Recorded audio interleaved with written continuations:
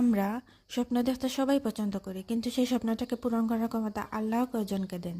কারো সেই সামর্থ্য থাকে না, সাহস নেই, মনের মধ্যে ভয় কাজ করে, নিজের প্রতি বিশ্বাসটুকুও থাকে না আমিও কিছু করতে পারবো আমার স্বপ্নটাকে পূরণ করার জন্য।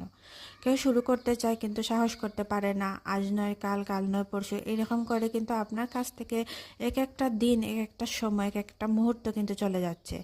আপনি হয়তো বা অপেক্ষা করছেন অন্যের সফলতা দেখার জন্য, অন্যের গল্প শোনার জন্য, কিন্তু একবার কি ভেবে দেখেছেন আপনি কি পিছিয়ে যাচ্ছেন না? তো একসময় আমিও ভাবতাম দূর, সময় তো আছে, আজ নয় কাল, কাল নয় পরশু, কিন্তু এখন যখন শুরু করেছি তখন ভাবি যে ইস, আরও আগে যদি শুরু করতে পারতাম। সময় ছিল, সঠিক রাস্তাও ছিল, গাইডলাইন দেওয়ার মতো মানুষও ছিলেন, কিন্তু ছিল না সাহস, আর ছিল বেশি ভয়।